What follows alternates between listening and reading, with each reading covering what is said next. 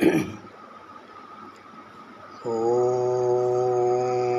भूर्भुवः स्वः तत्सवितुर्वरेण्यं भर्गो देवस्य धीमहि धियो यो न प्रचोदयात्।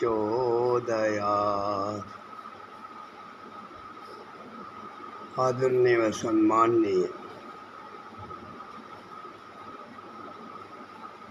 न्यायकारी न्यायाधीश कोर्ट नागपुर,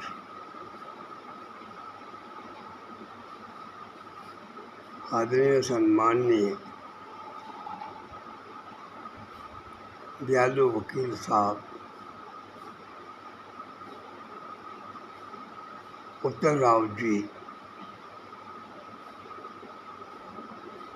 आपके चरणों में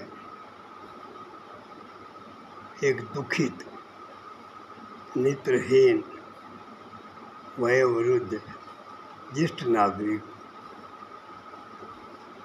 उम्र 85 वर्ष, पत्नी 95% अपंग,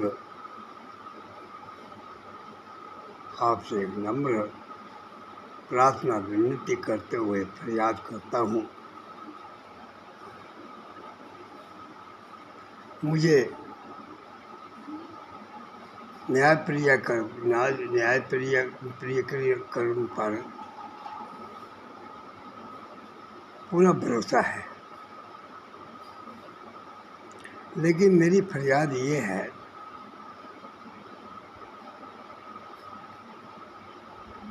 कि 20 वर्ष, अंदाजन 20 वर्ष पूर्व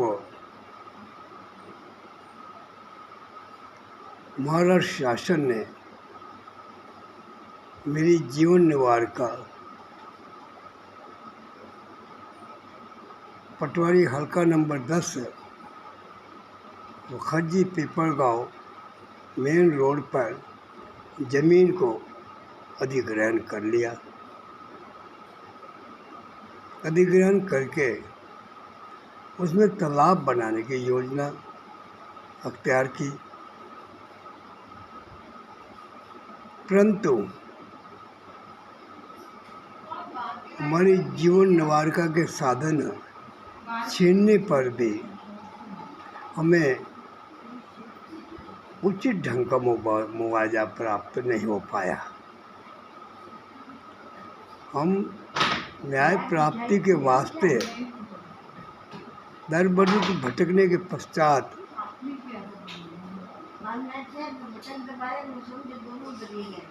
कुछ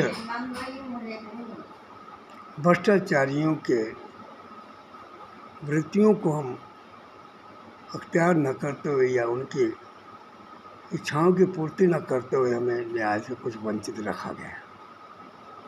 तत्पश्चात न्याय प्राप्ति के लिए हमने न्यायालय का दरवाज़ा उत्तर राव ज्येष्ठ नागरिक के माध्यम से खटखटाया, जिसको आज अंदाजन 19-20 साल का ज़माना हो चुका, हमें मुआवजा प्राप्ति से वंचित रखा गया। परंतु अनेकों किसानों, पटवारी हल्का नंबर 10 वखजी पिपरगांव के अनेकों किसानों को 2-3 वर्ष में ही नामालूम पूर्व न्यायाधीशों की क्या दृष्टिकोण, क्या प्रतिक्रिया, क्या उनके कार्यक्रम, किस दृष्टिकोण को अपनाते हुए 2-3 वर्ष के बाद उन्हें वो परिपूर्ण मुआवजा प्राप्त करवा दिया गया है। मुझे वकील साहब ने ये कहा था कि मैं केस का निर्णय होने के पश्चात जो भी आपको राशि प्राप्त होगी उसमें 10% मैं आपसे लूँगा। इस 10% राशि में मैं सारी व्यवस्था परिपूर्ण करूँगा। किसको क्या देना है, क्या नहीं देना, कैसा करना है, क्या नहीं करना, ये परिपूर्णता से मैं अपने आप उसको निपटाऊँगा।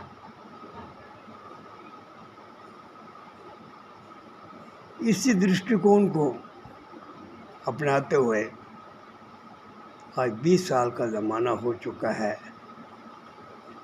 कि हमें मुआवजा प्राप्ति से वंचित रखा गया है। मैं वकील साहब के कहने मुताबिक 15-20 लाख रुपए प्रथम देने में असमर्थ हो चुका हूँ। प्रथम उन्हें 10-15 लाख रुपए दे नहीं पाया।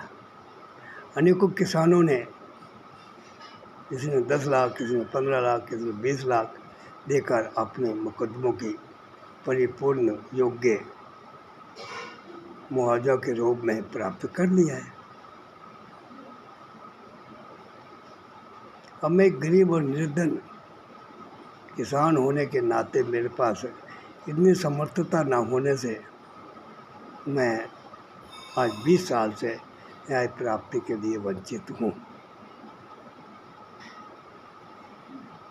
मैं आप जी के चरणों में यही नम्र प्रार्थना करता हूँ, यदि मेरी फरियाद असत्य है और मेरा अधिकार मुझे प्राप्त नहीं हो पाएगा, तो आप वकील साहब से मेरी निवेदन है कि आप परिपूर्ण में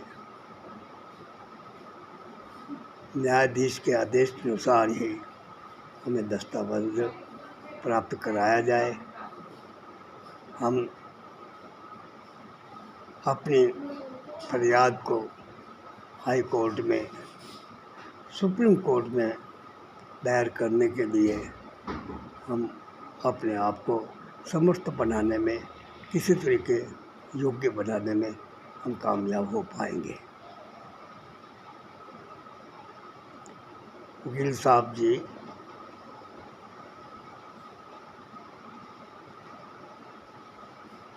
और जज साहब जी से मेरी निवेदन यही है कि मेरे अब जीवन निवार के साधन परिपूर्ण ख़त्म हो चुके हैं। मेरी ज़िंदगी लड़खड़ा गई है। मुझे यहाँ तक कि मेरे नेत्र सुधारने के लिए, नेत्रों की दवाई देने के लिए, इलाज करवाने के लिए भी मेरे पास धनराशि प्राप्त नहीं हो पा रही। और मेरी पत्नी जो 95% अपंग है, उसका भी इलाज कराने में नासमर्थ हो चुका हूँ। कृपया मेरी आपसे यही निवेदन है कि मैं इतना निर्धन, इतना गरीब हूँ, मैं प्रथम आपको 10-15 लाख रुपए देने में असमर्थ हूँ। कृपया केस का निर्णय होने के पश्चात जो भी आप मुझसे मांगोगे मैं आपको देने को तैयार हूँ, और मैं दूँगा, 70% दूँगा। आपकी मेहनताना मैं बराबर दूँगा, लेकिन मेरी केस का शीघ्र निर्णय लग जाए, यही मैं न्यायाधीश से भी प्रार्थना करता हूँ, विनती करता हूँ। और मेरा आश्चर्यचकित ये है कि पूर्व न्यायाधीशों ने कौन सा दृष्टिकोण अपनाकर, कौन सी न्याय प्रक्रिया को अपनाते हुए 2-3 साल में ही अनेकों किसानों को मुआवजा कैसे प्राप्त करवा दिया गया। और मुझे ना करवाने का कारण मुझे समझ में नहीं आ रहा। मैं बड़ा व्याकुल और परेशान हूँ, मैं लड़खड़ा गया हूँ। कृपया मुझे न्याय से वंचित न रखा जाए, मुझे न्याय दिया जाए और मेरा मुआवजा योग्य है, सत्य है, तो मुझे देने में कोई आनाकानी न की जाए। न्यायाधीश से मैं ये प्रार्थना करता हूँ कि निस्संदेह में आप मेरी प्रार्थना पर गौर करेंगे और मुझे न्याय से वंचित न रखते हुए मुझे योग्य न्याय प्राप्त कराएंगे। ओम शांति, ओम ओम शांति।